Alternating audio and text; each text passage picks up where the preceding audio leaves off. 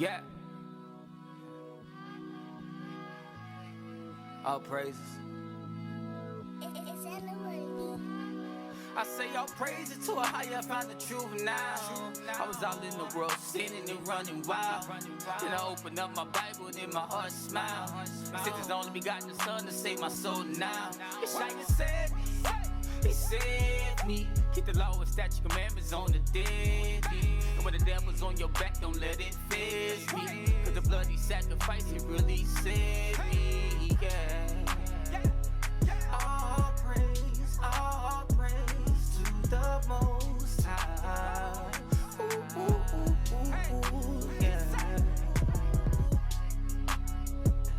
All praise to the Most High.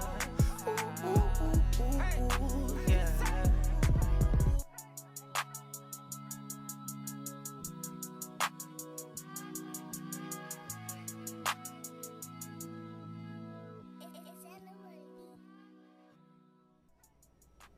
The Most High says, like, how can you sit here and tell me you never seen me? How you love me and go on and around and about, put on all kind of fits about and want to show a certain thing of your love to me. Why won't you take care of the brother that I sit next to you? That dude is right there in your presence all the time. That's the sister, that brother, and you can't deal righteously with them. You don't love me. Because if you did, just like we just read, you keep my commandments. And my commandments are telling you how to treat them. It's that simple. My commandments are saying, do this to your brothers and sisters. Love them. Keep my commandments to show you love me. How can you say you love me when you don't love who's next to you? You don't treat them right. The word boils down to that being that simple. And it kind of goes right into, what we're talking about today. And these simple things become the things where we all enjoy so much, the deep things. It's really simple things. And whether we understand it in the fullness or not, we have to learn to execute the simple.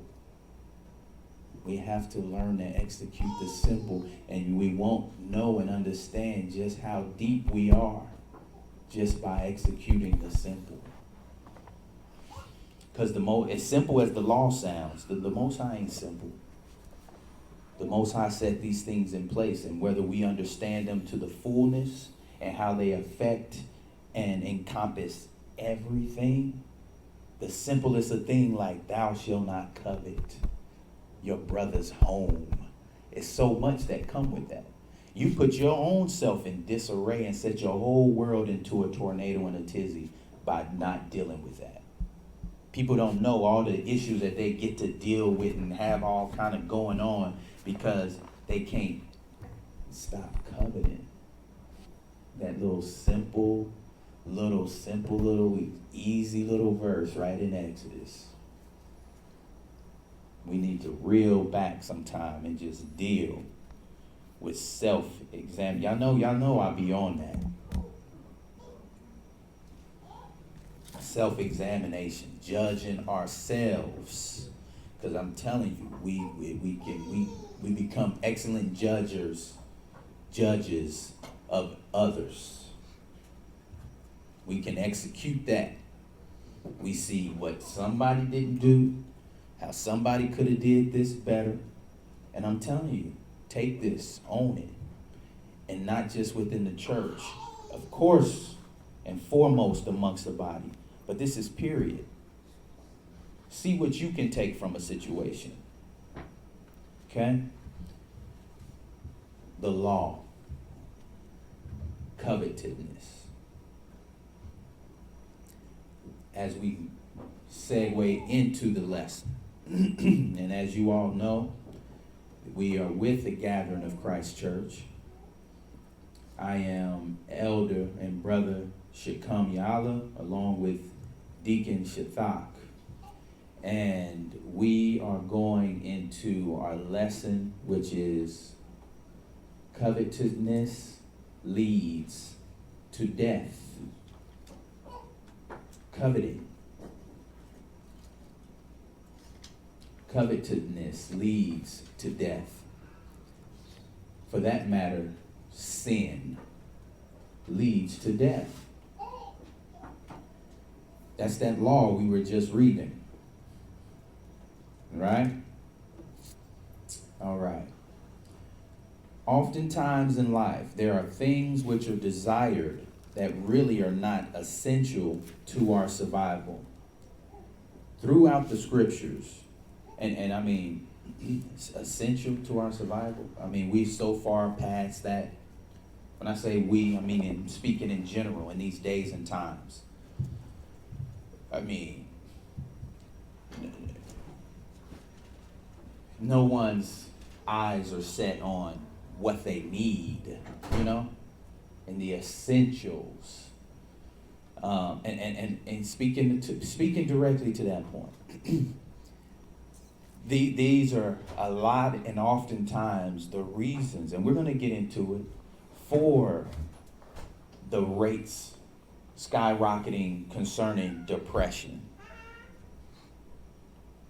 I mean, you see what I'm saying? Just like I was speaking, how these things become so much bigger. We're dealing with so many things in the background and encompassed with all these situations, not knowing it comes down to some of these simplest of things. We coveting too much. Okay? And I don't want to get too sidetracked. I'm going to stay focused.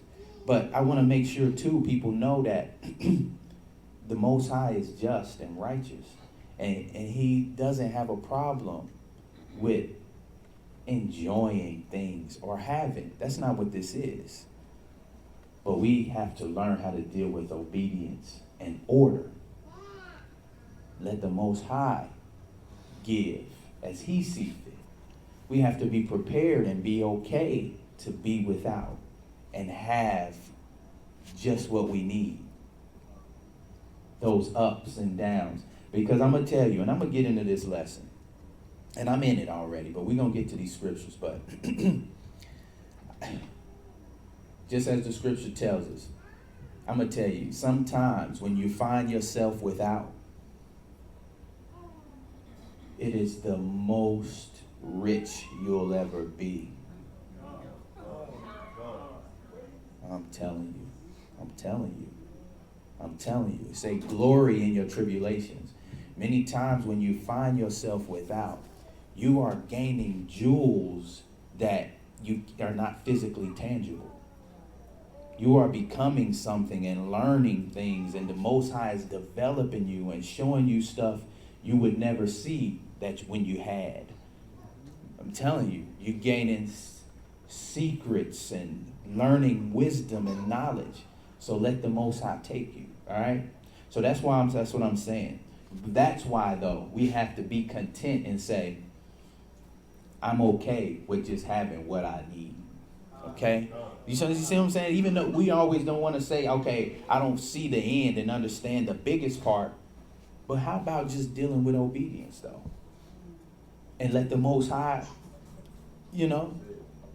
take care of you, show you in time. Let you live it and gain the experience of it. How about that? Oftentimes in life, there are things which are desired that really are not essential to our survival. And see, it's easy to read something like that and it's like, man, I'm just supposed to be okay with just having what I need to survive. I can't, I don't get down like I need. No. How about dealing with the Most High? Like really. You know what I'm saying? How about taking these scriptures literal? And see, being okay with right food, raiment, and a roof. And really learning how to be okay with that.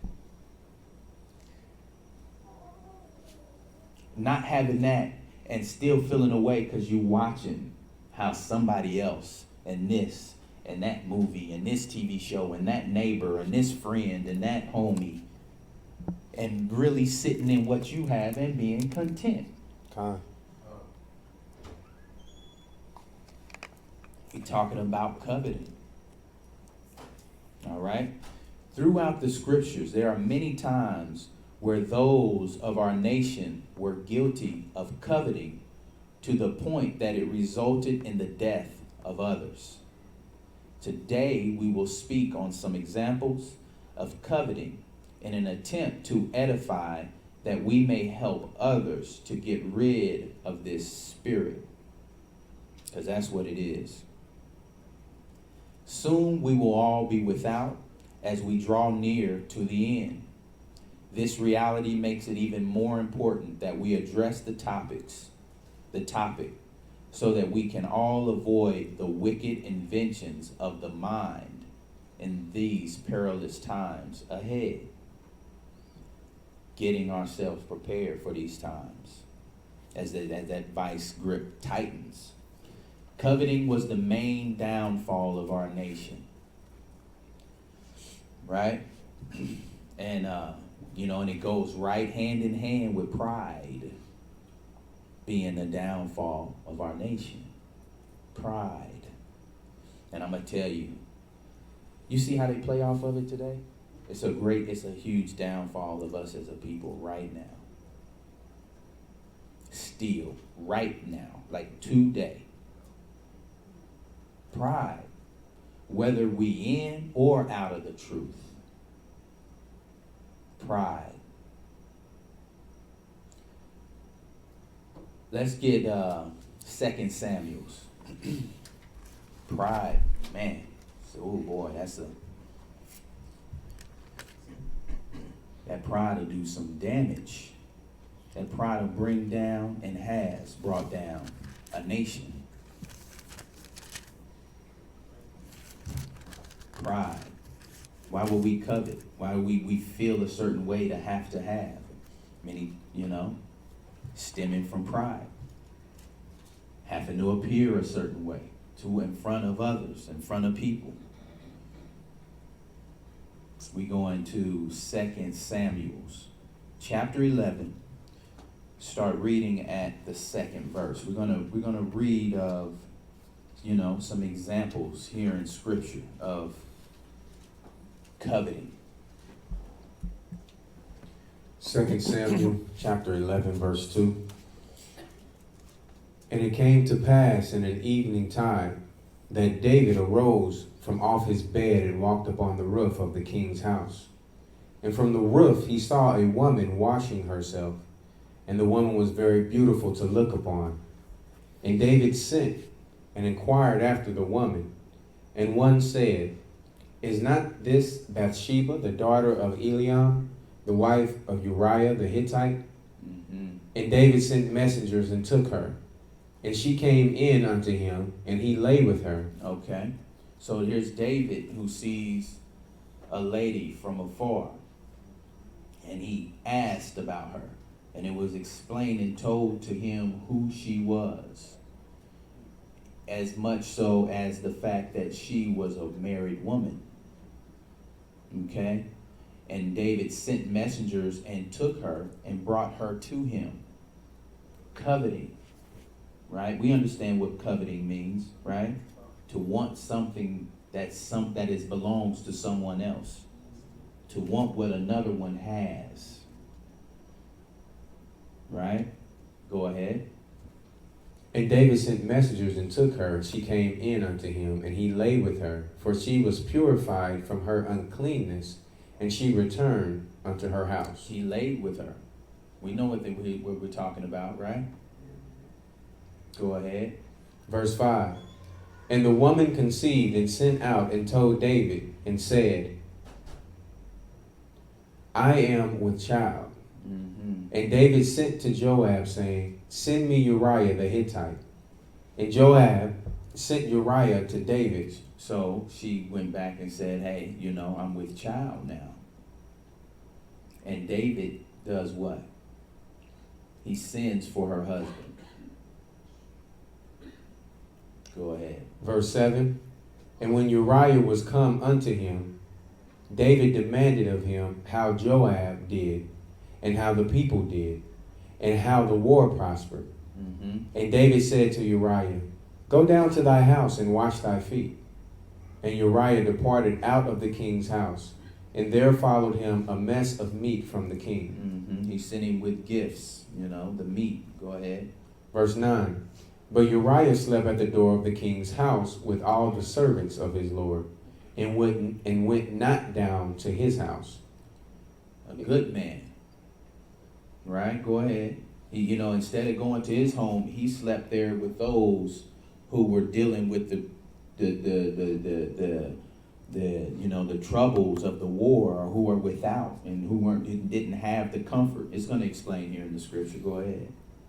And when they had told David, saying, Uriah went not down unto his house, David said unto Uriah, Camest not thou from thy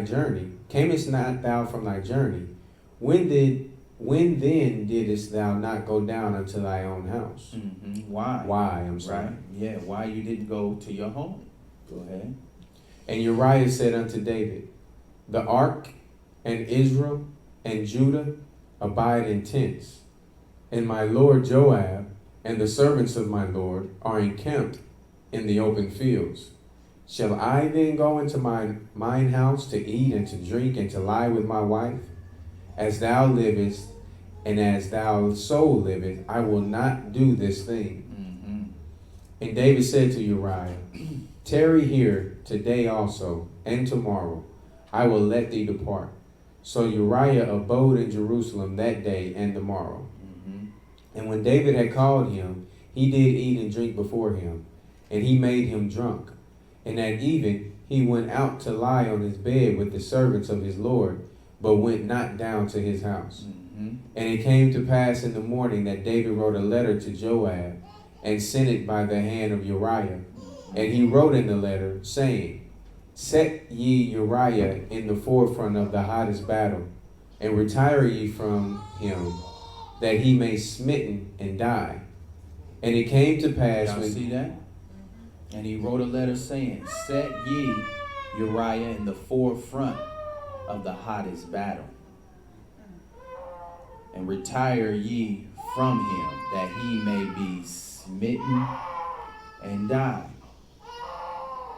So he said he may, send a command to set him in the thick of the battle for his death. You see what coveting can do? This is on a larger scale, but we see it. People will do anything today to gain, access, or to get to the level of and gain it because out of coveting, wanting what they see others have. Go ahead. So we have David here essentially murdering, setting this man out to be killed because he wants his wife. David was sending him to his house in hopes of covering up what he had done, hoping that he would lay with his wife, and that he could live under the false assumption that David's child was actually his own. That's messed up. Verse 16. That's why he was feeling the way like, why you didn't go home and send him back again? Had him drunk and tried to send him back, and he stayed. Go ahead. 2 Samuel 11, verse 16. And it came to pass when Joab observed the city, that he assigned Uriah unto a place where he knew that valiant men were. And the men of the city went out and fought with Joab. And there fell some of the people of the servants of David. And Uriah the Hittite died also. So he died. He was killed there in battle. Jump on down to verse 26. And when the wife of Uriah heard that Uriah, her husband, was dead, she mourned for her husband. And when the mourning was past, David sent and fetched her to his house. And she became his wife and bare him a son. But the thing that David had done displeased the Most High. So he executed his plan, and for a moment or some space in time, I'm sure he felt that, all is well. My plan worked out. Now I can look a certain way by wiving this widow and taking her in. And no one would think, nonetheless, no otherwise. So we're good. But, we know the Most High sees all.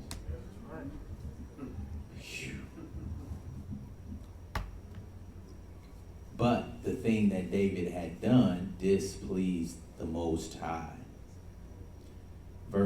Chapter 12, verse 1. Let's continue reading. And the Most High sent Nathan we don't get by, all right, with nothing. We don't get by.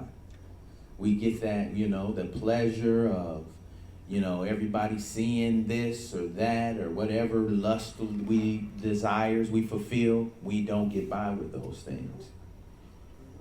Go ahead. And the Most High sent Nathan unto David. And he came unto him and said unto him, There were 2 men in one city, and one rich, and the other poor. And the rich man had exceeding many flocks and herds, but the poor man had nothing, save one little ewe lamb, which he had bought and nourished up. And it grew up together with him and with his children. It did eat of its own meat, and drank of his own cup. And it lay in his bosom, and was unto him as a daughter. So he had just this one that he loved dearly, a lamb that he took care of. But then there was the rich man who had plenty to choose from and disregard and didn't have as much love and care for, right? Go ahead. Verse 4. And there came a traveler unto the rich man, and he spared to take his own flock and of his own herd, to dress for a wayfaring man that was come unto him, but took the poor man's lamb and dressed it for the man that was coming to him. So there's a traveler who in need, right? And instead of the rich man giving of his own, he goes and takes the one that the one man has and dresses it for the traveler. Go ahead. And David's anger was greatly kindled against that man. And he said to Nathan, As the Most High liveth, that man, the man that has done this thing, shall surely die. And he shall restore the lamb fourfold, because he did this thing, and because he had no pity. You see? Ready to judge someone else. So quick. And in his own righteousness, his situation's covered in his mind. He's good. But can't believe, and we talking about a lamb. An animal. And he furious and ready to take the man's life. All right, go ahead. Verse 7. And Nathan said to David, Thou art that man. Thus saith the Most High, our power of Israel, I anointed thee king over Israel, and I delivered thee out of the hand of Saul. And I gave thee thy master's house, and thy master's wives unto thy bosom, and gave thee the house of Israel and of Judah. And if that had been too little, I would moreover have given unto thee such and such things. He's like, man, you're the king. You have access to everything. You have wives of your own. And for that matter, you can have whatever else you need. You have no need to covet something that belongs to someone else. Go ahead. Verse 9. Wherefore hast thou despised the commandment of the Most High to do evil in his sight? Thou hast killed Uriah the Hittite with the sword, and hast taken his wife to be thy wife, and hast slain him with the sword of the children of Ammon. Now therefore the sword shall never depart from thine house, because thou hast despised me, and hast taken the wife of Uriah the Hittite to be thy wife. Thus saith the Most High, Behold, I will raise up evil against thee out of thine own house, and I will take thy wives before thine eyes, and give them unto thy neighbor, and he shall lie with thy wives in the sight of this sun. For thou didst it in secretly, but I will do this thing before all of Israel and before the sun. And David said unto Nathan, I have sinned against the Most High. And Nathan said unto David, The Most High also has put away thy sin. Thou shalt not die. Howbeit, because by this deed thou hast given great occasion to the enemies of the Most High to blaspheme, the child also that is born unto thee shall surely die. And Nathan departed unto his house. And the Lord struck the child, that Uriah's wife bare unto David, and it was very sick. Mm. David therefore besought the Most High for the child. Ooh, man. And David fasted and went in and lay all night upon the earth. And the elders of his house arose. You know, he can't even stand himself. Fasting, won't eat, laying all over the ground. This is the king. This is King David. Laying all over the ground, won't eat. Go ahead. Verse 17. And the elders of his house arose and went to him, and to raise him up from the earth, but he would not, neither did he eat bread with them. And it came to pass on the 7th day that the child died. And the servants of David feared to tell him that the child was dead. For they said, Behold, while the child was yet alive, we spake unto him, and he would not hearken unto our voice. How will he then vex himself if we tell him that the child is dead? Mm-hmm. But when David saw that his servants whispered, David perceived that the child was dead. Therefore David said unto his servants, Is the child dead? And they said, He is dead. Boy, oh boy, we don't get by with nothing. You know, it serves us better to deal with restraint and obedience. So we have David being a king with several wives, still was not satisfied. And that goes to show too with these, when we deal with this spirit, or any spirit of sin for that matter, they're insatiable. Nothing is never enough. If we can't learn to deal with, like what we discussed at the top of the lesson, being okay with what you need, if you're constantly looking and there's something that you need to attain to be satisfied, understand you'll never find it. You'll never get to a place where you say, okay, I'm good, I'm okay. I just needed that truck. I don't need nothing else.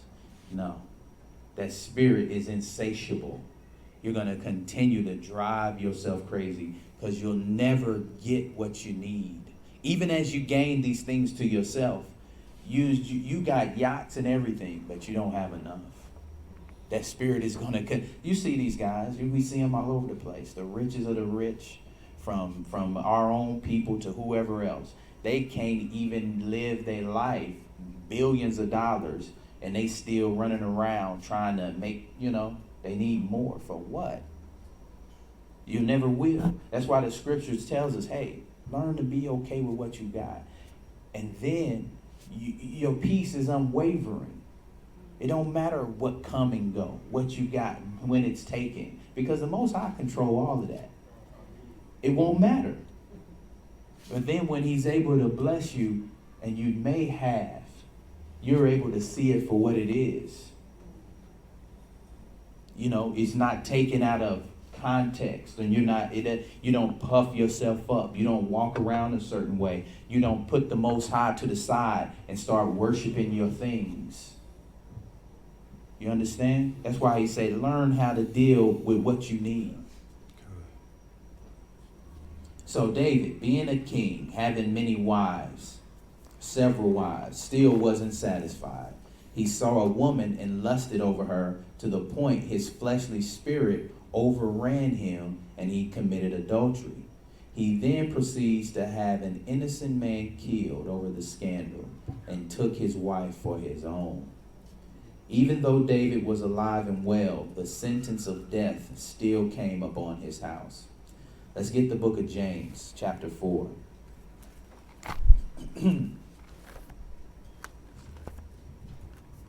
Man, talk about peace. It's hard to have peace when you have the spirit of coveting, or the spirits of, lusting after things overruling you.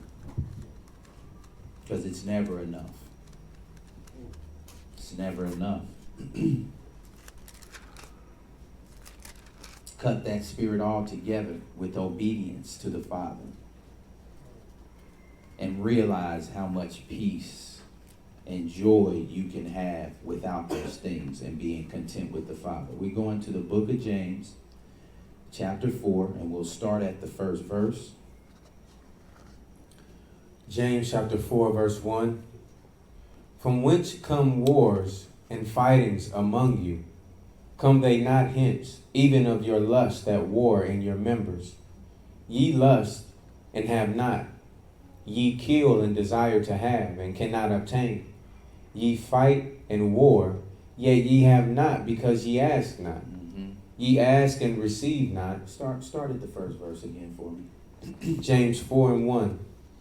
From whence come wars and fightings among you? So where do the fighting and wars come from among you is the question. Go ahead. Come they not hence, even of your lust that war in your members? Ye lust and have not. The lust from within us is what it's saying. This is where the fighting, the bickering, wars for that matter, come from. The lust from within our members, wanting, right? Go ahead. Ye lust and have not. Ye kill and desire to have and cannot obtain. Ye fight and war, yet ye have not because ye ask not. Right. Ye have not because ye ask not. Go ahead. Ye ask and receive not. You ask and receive not. Because ye ask amiss. Because you ask amiss. You understand? You dealing with the lust of your flesh.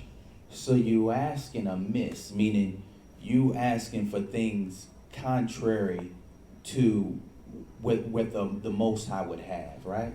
So if you're dealing with a level of lust or coveting, you're going to be asking amiss because you're going to want things outside of just what you need. Again, not to say it's not okay to have more than you need, but we first have to deal with that obedience and understanding that we aren't just dealing with a level of lust and wanting in excess, that spirit of lust, the spirit of coveting. You understand? Saying you have not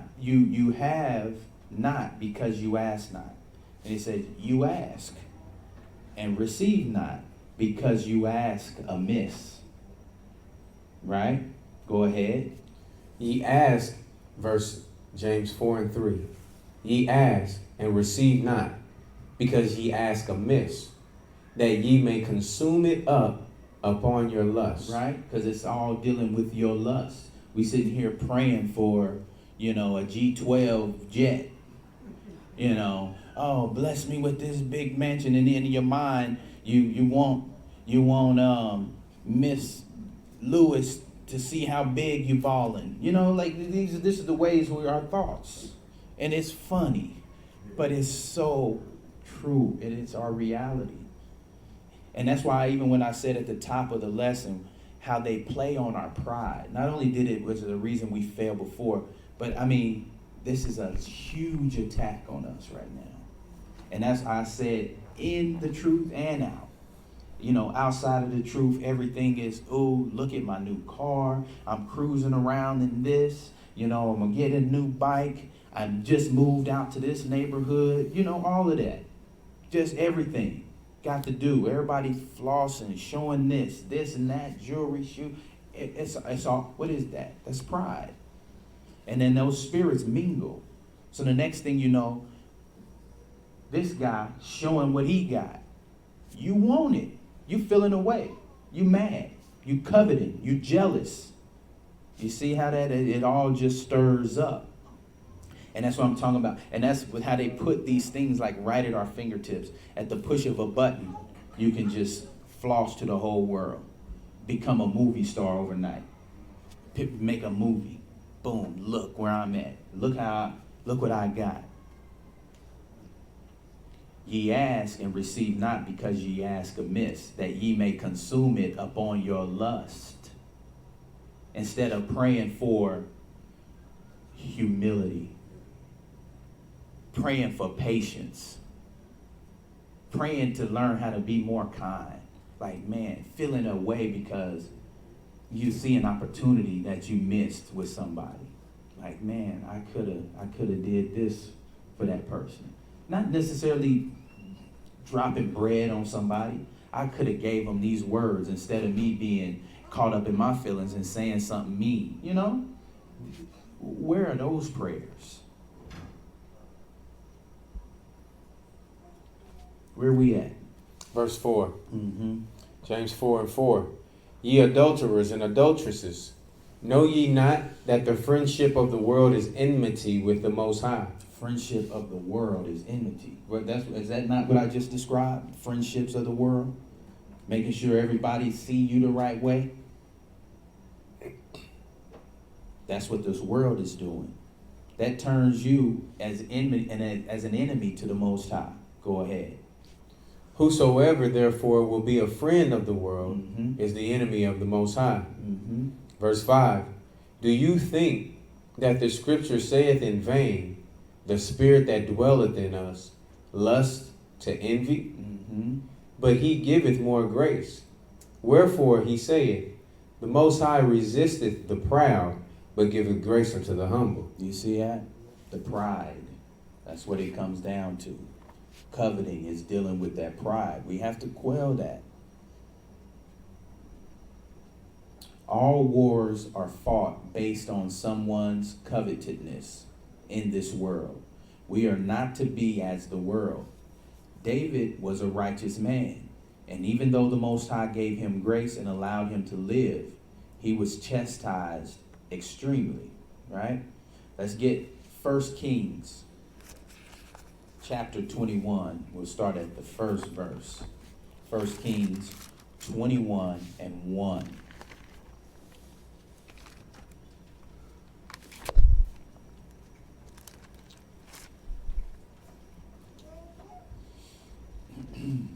Coveting. We'll look around and wonder, you know, where to start on a predicament in a situation. How do I begin to fix what's going on?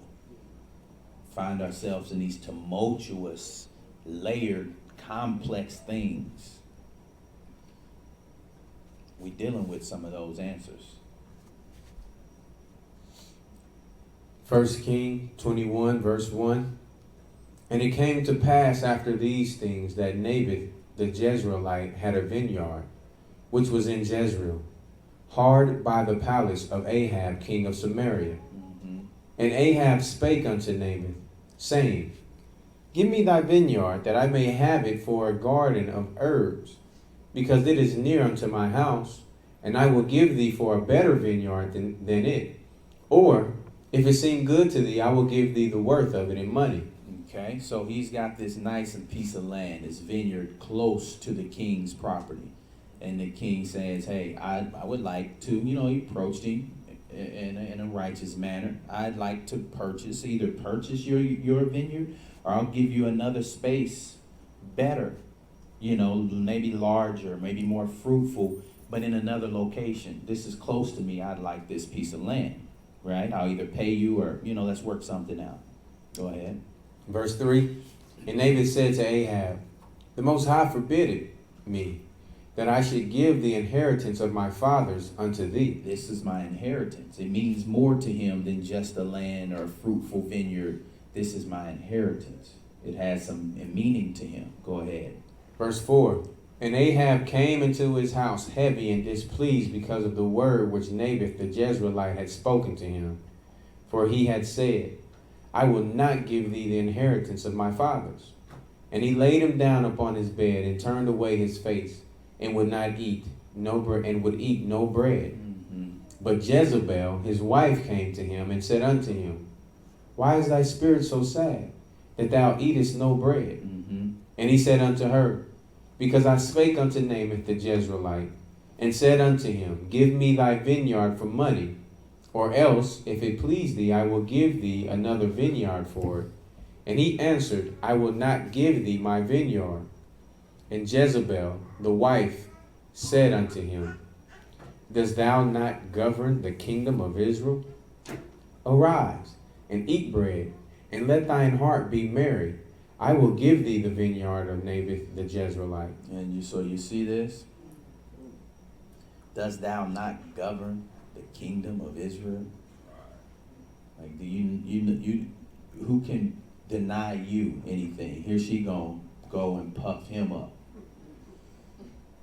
and get him started. And we know oftentimes this is the case in this world in particular. And we're speaking on covetousness and coveting, right? I want to take a moment, like we have to learn how to be steadfast, right?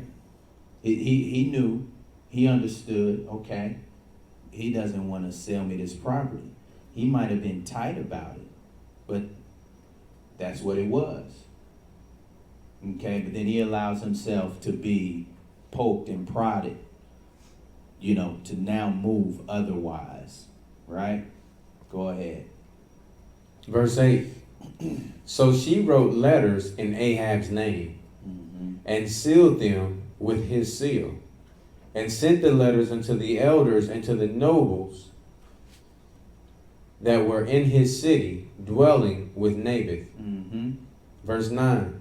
And she wrote in the letter, saying, proclaim a fast and set Naboth on high among the people. And I'm going to just say, I don't want to get off subject, but this story, as we read and we go into the details of her speaking in behalf of her husband, this rings clear and true. Whether you're the king and have a ring to seal or not. When, us as men, when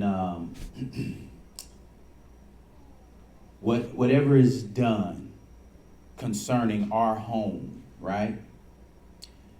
Whether you agree or not, when it isn't,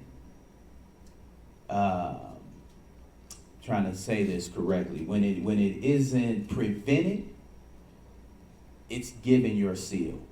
Understand? So whether you agree or not, if it's allowed, you're just as responsible as if you gave the full-on charge. I just wanted to put that piece there, right? Because that's another important piece to take from this as men, understanding the responsibility we have. Okay? Because he has a responsibility here where he can say, no, put my things away. We're not doing that. I would love that piece of land, but that's his. All right? Go ahead. Verse 10. And set 2 men, sons of Belial, before him, to bear witness against him, saying, thou didst blaspheme the Most High and the king, and then carry him out and stone him, that he may die. You see this? She just come up with a straight, full-on, fictitious plot. She got false witnesses. I need you to go and say, just we the king over here. It don't matter. You just do this. We're going to do something to you. Don't worry about it. Y'all need y'all. This is what we're going to do. We just going to take his land. Go say he said this and that. Y'all was witnesses to it. We're going to boom, bam, situation. Go ahead. Verse 11. And the men of his city, even the elders and the nobles who were in the inhabitants in this city, did as Jezebel had sent unto them, and as it was written in the letters which she had sent unto them. They proclaimed a fast, and set Naboth on high among the people. And there came in 2 men, children of Belial, and sat before him. And the men of Belial witnessed against him, even against Naboth, in the presence of the people, saying, Naboth did blaspheme the Most High and the king. Then they carried him forth out of the city and stoned him with stones, that he died. Then they sent to Jezebel, saying, Naboth is stoned and is dead. Killed him. And it came to pass, when Jezebel heard that Naboth was stoned and was dead, that Jezebel said to Ahab, arise, take possession of the vineyard of Naboth the Jezreelite, which he refused to give thee for money. For Naboth is not alive, but dead. Verse 16. And it came to pass, when Ahab heard that Naboth was dead, that Ahab arose up to go down to the vineyard of Naboth the Jezreelite, to take possession of it. And the word of the Most High came to Elijah the Tishbite, saying, Arise, go down to meet Ahab, king of Israel, which is in Samaria. Behold, he is in the vineyard of Naboth, whither he is gone down to possess it. And thou shalt speak unto him, saying, Thus saith the Most High, Hast thou killed and also taken possession? And thou shalt speak unto him, saying, Thus saith the Most High, in the place where dogs lick the blood of Naboth, shall dogs lick thy blood, even thine. And Ahab said to Elijah, Hast thou found me, O mine enemy? And he answered, I have found thee, because thou hast sold thyself to work evil in the sight of the Most High. And you see who being punished? He didn't send that out. That's what I'm saying. That's literal. That we are the. There's a lot that comes with that, with being men, and you accept that charge of what the responsibilities. All he did was lay there in the bed, balled up. She came back and said, "Okay, get up, go get it." And look at the judgment coming on him. He said, "The same place where the blood of him, the dogs will be licking yours in that same spot." Go ahead. Verse 21.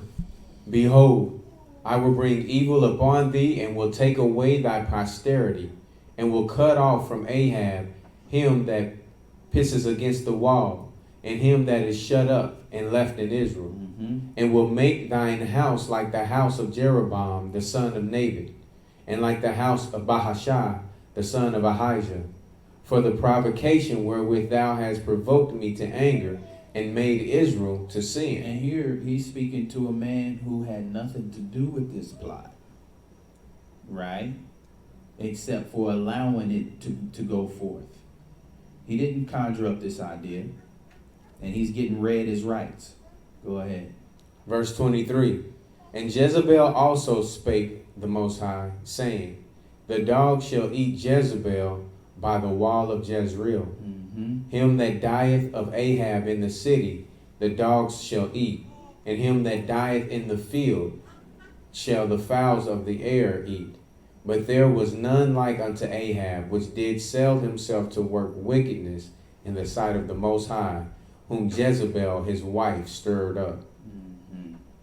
So, Ahab and Jezebel have arranged for a setup to bear false witness against Naboth. Not only that, but this was all done as a direct result of Ahab coveting his neighbor's field. Death occurred as a result, and a curse was placed on Ahab's future male descendants, that they would die and be cut off from the existence in Israel. Jezebel also died a horrible death as a result of the actions of coveting Naboth's possessions. The covetous spirit was at the core of the wickedness done.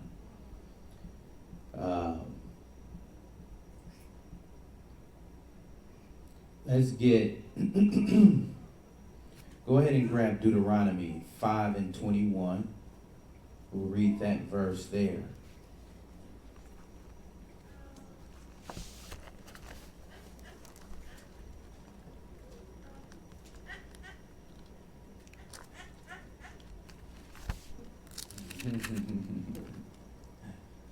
Yeah.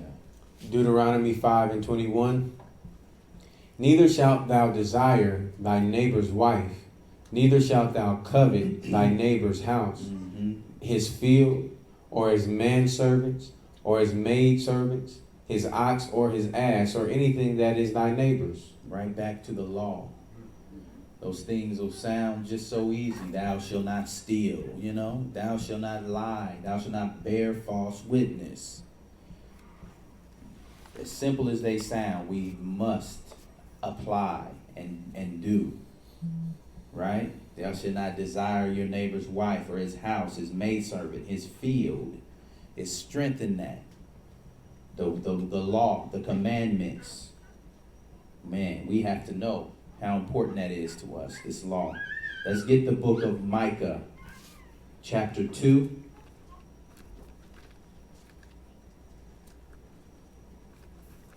Micah chapter 2. We'll start at the first verse.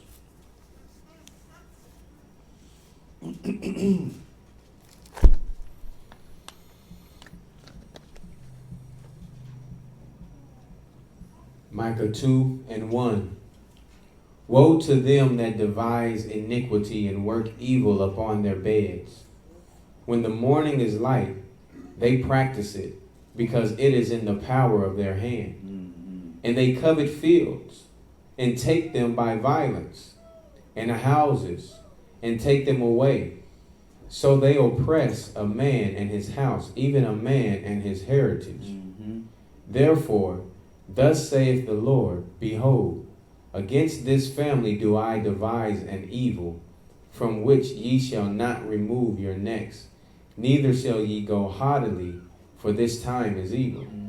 So judgment is repaid. But you see how far people go. So they oppress a man in his house just for our own desires and lusts. Let's get the book of Hebrews 13:5. Hebrews 13:5.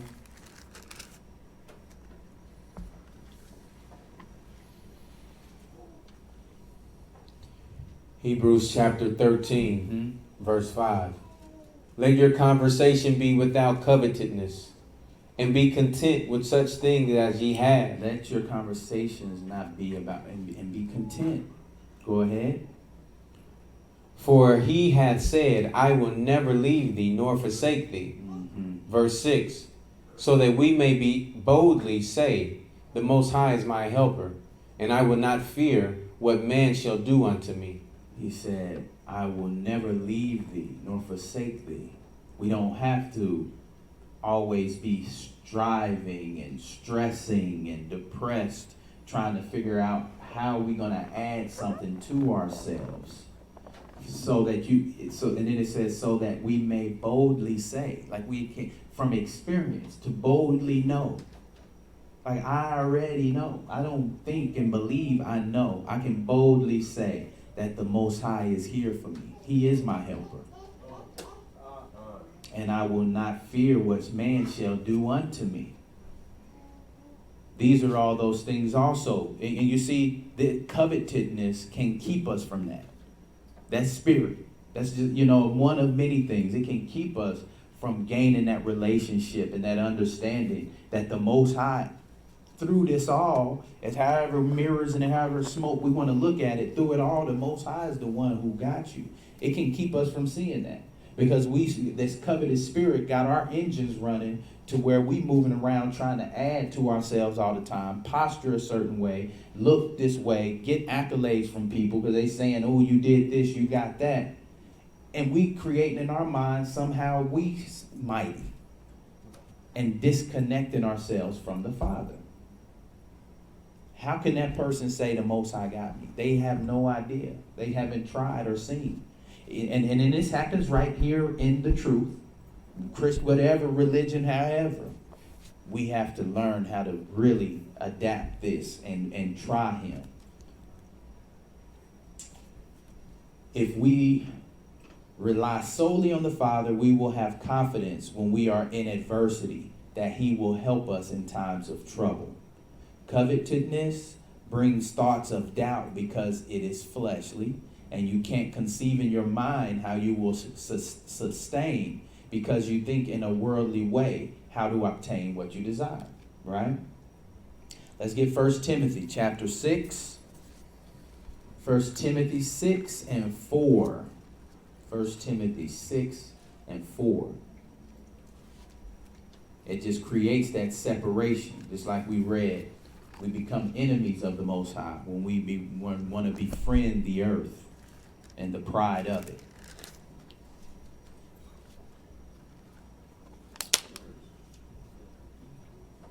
First Timothy chapter 6 and verse 4.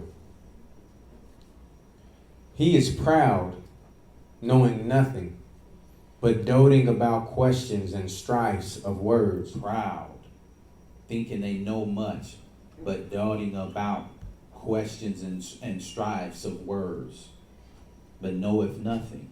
Obviously feeling it within themselves that they know much. Right? Go on. Whereof cometh envy, strife, railings, evil surmisings, perverse disputings of men of corrupt minds, and destitute of the truth. Void of the truth. Go ahead.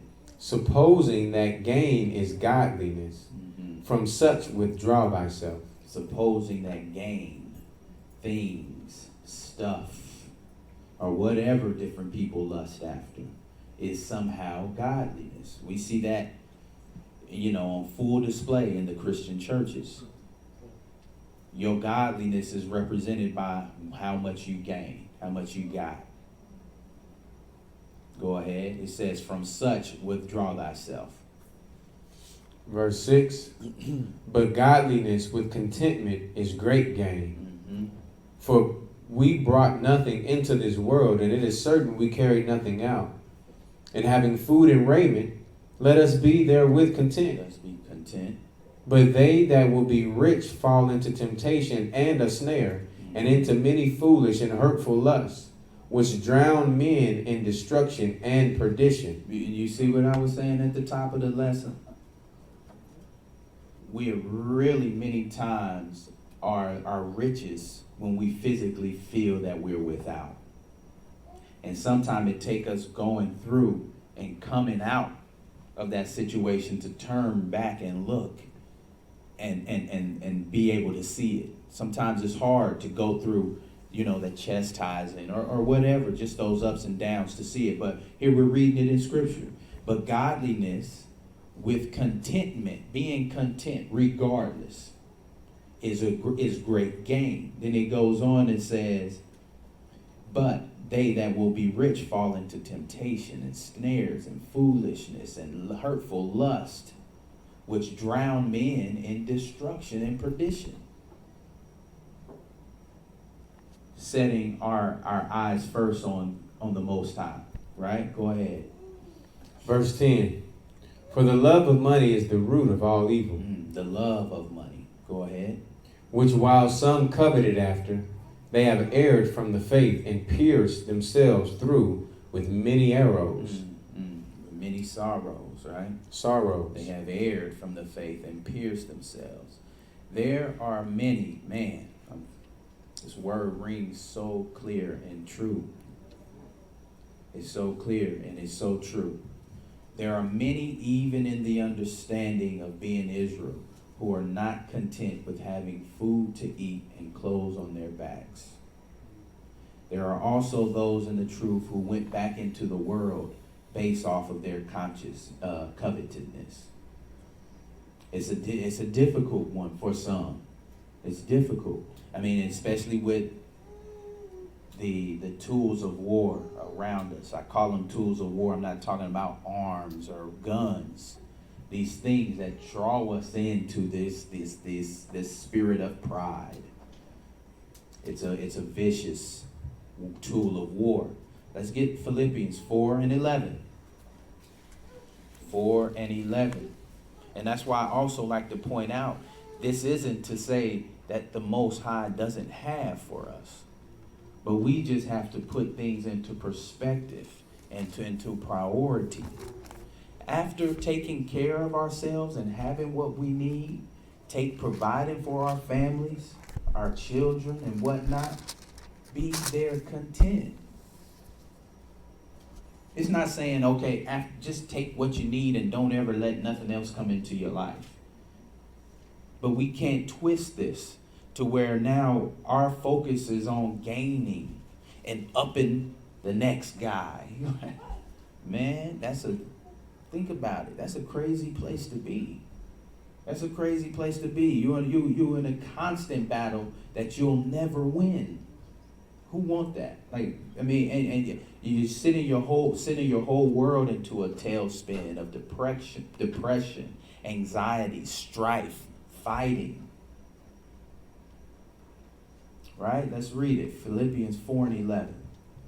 Not that I speak in respect of want, for I have learned, in whatsoever state I am, therewith to be content. I know both how to be abased, right, and I know how to abound. I know how to abound. I know how to be abased. And then it says what? It's a sin to abound. Right? Is that what it says? Everywhere and in all things I am instructed. No. Here, go back to what I'm saying. I said, I know how to be abased. And my point is, it isn't a sin to abound.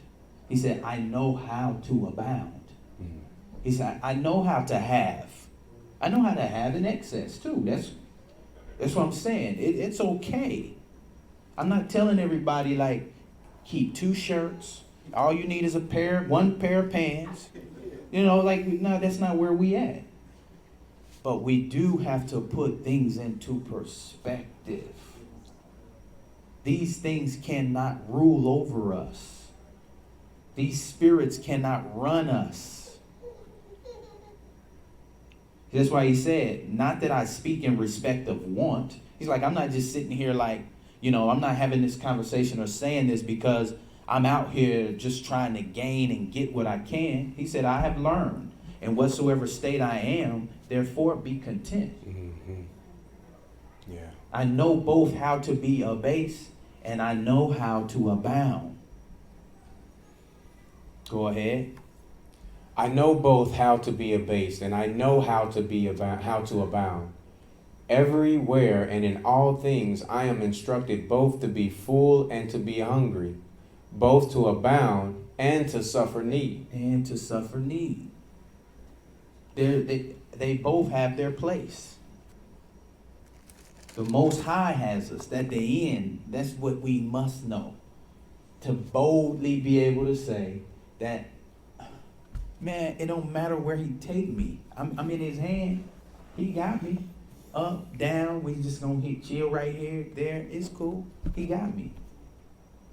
That way you're not outside the box, moving, shaking, letting all kind of disturbances. It just it goes everywhere. We with him in obedience. Through the highs and the low times, learn to be content with where you are and pray continually.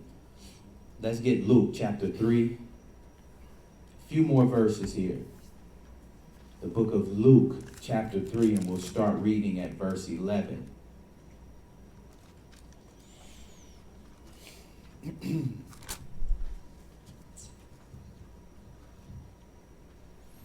Luke chapter 3, verse 11. He answereth and said unto them, He that hath 2 coats, let him impart to him that hath none. Mm-hmm.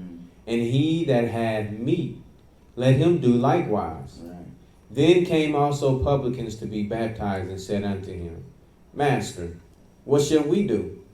And he said unto them, Exact no more than that which is appointed you. And the soldiers likewise demanded of him, saying, And what shall we do? And he said unto them, Do violence to no man, neither accuse any falsely, and be content with your wages. Be content with your wages. Be content with what, your income and what you have to provide with yourself. And on the contrary of being coveting, be looking and able to bless and to actually give to someone else versus always needing to one up or take or surpass. Christ told the soldiers to be content with what he was getting paid at work, basically, is what that was. Many, even when they have more than enough, lose sight of the Most High and chase the dollars and all that comes with making money. They even make claims that they will put the money to a worthy cause, but never do. Camouflaging, oh, I'm going to get this money, and if I did it, I'm going to, give a lot to and do this with, camouflaging what they, they really lusting and looking for gain for themselves. Let's get 1 Corinthians. Just a couple more scriptures, y'all, and we'll wrap this lesson up. And actually, it's a good lesson, extended a little longer than I expected, but it's much needed.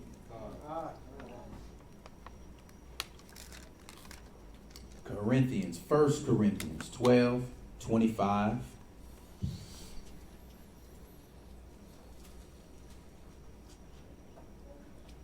1 Corinthians chapter 12, verse 25.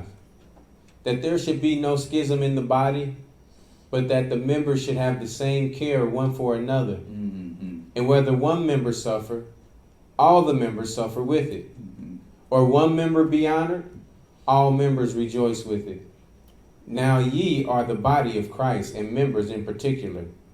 And the Most High has set some in the church, first apostles, secondarily prophets, thirdly teachers, after that miracles, then gifts of healing, helps, governments, diversity of tongues. Mm-hmm. Are all apostles? Mm-hmm. Are all prophets? Are all teachers? Are all workers of miracles? Have all the gift of healing? And do all speak with tongues? And do all interpret? But covet earnestly the best gifts, and yet show I unto you a more excellent way. Mm-hmm. But covet earnestly the best gifts, right? I kind of alluded to this earlier, right? When we were reading in the scripture, it was just talking about you have not because you ask not. You ask and have not because you ask amiss, right? And we read here, and we were talking about asking amiss, right? Wanting the new Denali and praying for a closet full of shoes and the fresh, these things, asking amiss. And it says, but covet earnestly the best gifts. So just like paralleling that scripture of asking amiss and coveting earnestly. Coveting, like we just talked about, coveting the gifts of humility. Coveting the gifts of patience. Who covet that? You know what I'm saying? Everybody's like, even in respect to this, everybody's coveting the grandstand of works. It says, but covet earnestly the best gifts. The best gifts are those gifts dealing directly with the fruit of the Spirit. Loving your brothers and sisters. Covet that. Covet it. Like, I want to love the way that this dude do. You know what I mean? You see it and say, man, I want to be as humble as him. I want to be as giving as him. That's the kind of covet we need. The wanting that of what somebody else have, righteousness. Seeing each other as examples and edifying. That's the things that we should be praying and coveting. And yet show I unto you a more excellent way. It says 1 Corinthians 12 and 31. But covet earnestly the best gifts, and yet show I unto you a more excellent way. Paul was saying that all parts of the church are important, but desire to have the better gifts, like being able to edify the people. Covet in a righteous manner, and desire to obtain that which the Father has for those who diligently seek him. All right, let's get the book of Romans, and we'll finish up here. We'll grab a couple verses out of the book of Romans. We'll start at Romans 7 and 7.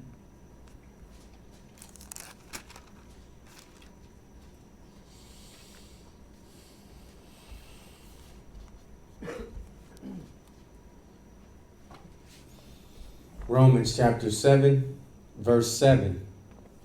What shall we say then? Is the law sin? Most High forbid. Mm-hmm. Nay, I had not known sin but by the law. Okay. So is the law sin? No. Right? No. But I would not have known sin without the law, right? Right? Sin is what? The transgression of the law. How would I know sin without the law? That's what it's saying. No, the law is not sin. But I cannot see sin without the law. Go ahead. For I had not known lust except the law has said, thou shalt not covet. Right? You see that? I would not have seen sin unless the law told me, thou shalt not covet. Go ahead. Verse 8, but sin, taking occasion by the commandment, wrought in me all manner of concupiscence. For without the law, sin was dead. So, but sin, taking occasion by the commandment, right, which allowed me to see and understand and learn sin, to see sin through the commandments, wrought in me all manner of concupiscence. So what is this talking about? This is talking about urges, desires, lust, right? Through sin. Through the commandments, I'm seeing sin. I see sin, which gives me those lusts, right? Go ahead. For without the law, sin was dead. So without the law, sin was dead. You see what Peter's saying? So is law sin? No. But without the law, there was no sin. You understand? The law is what is what manifests and shows us and identifies and puts the light and allows us to see sin. Okay? Go ahead. Verse 9. For I was alive. Which is why they want to take the law, by the way. That's why, because now you don't see sin, so you're given a free pass to just operate in sin because the law is done away with. That's the importance of the commandments. That's the importance of the law. That's the reason this whole earth is in this state, not let alone us as a nation and a people. I have to take every opportunity I can understand. That's why. We're reading it here again. The law is not done away with. It's what governs us. It's what keeps us a civil people.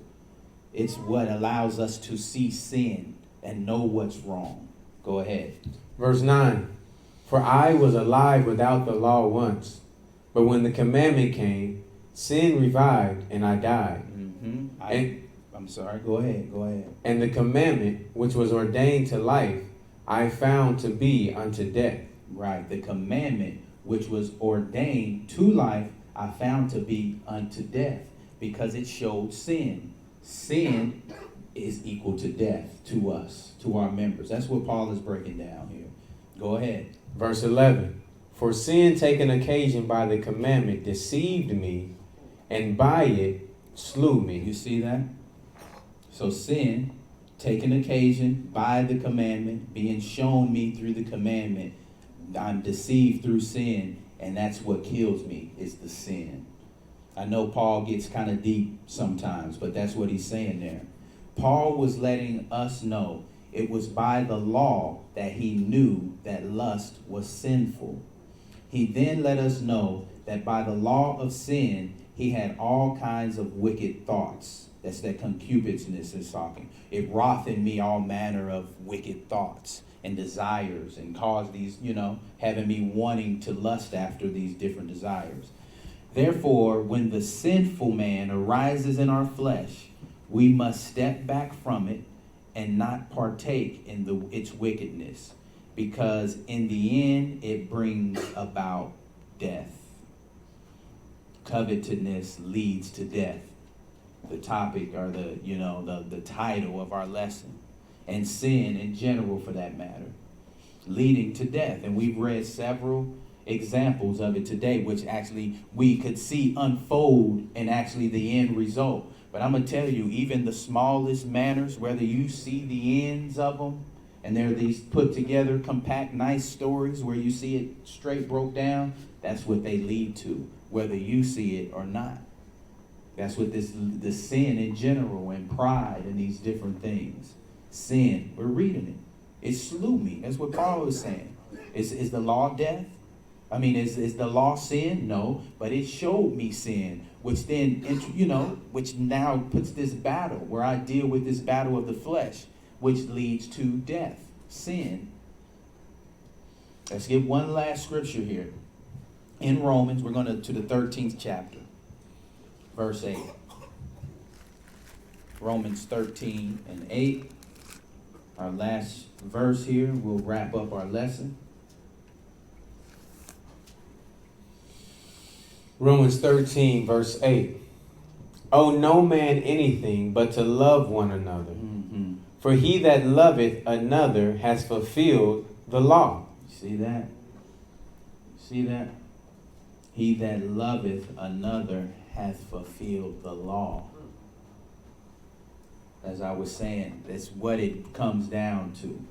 And when we can't fulfill those obligations to one another in our exchanges, that's what the deepness of this whole book breaks down to.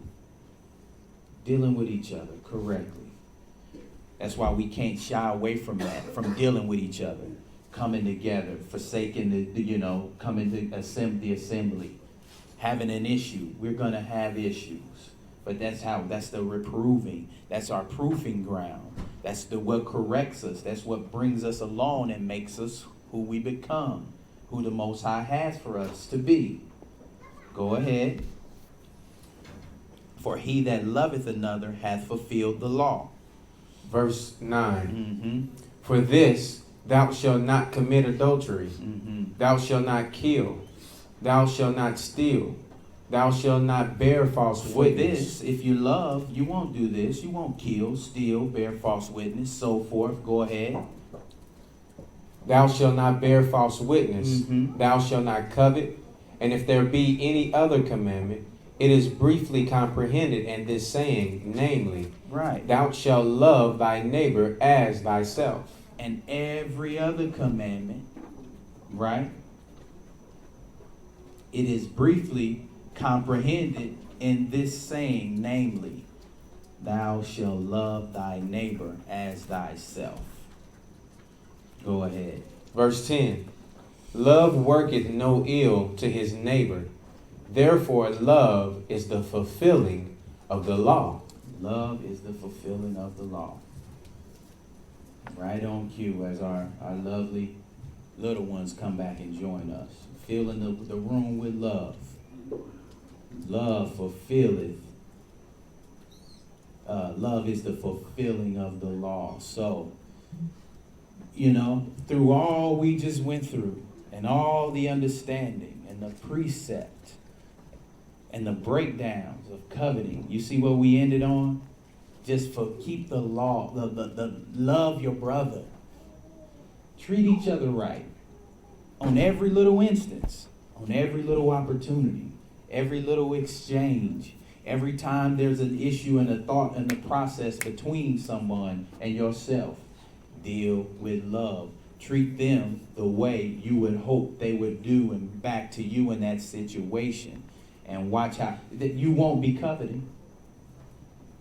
Just like it said, or any other commandment or statute we want to read. So, I hope all praises to the Most High, Ahaya, Bahashem Yeshaya, the great I am, the true God, true and living God, the God of the Bible who we're talking to. All praises to Ahaya. And we thank him for this word, and through the Spirit, we hope it was edifying. And with that, we'll say Shabbat Shalom. The water.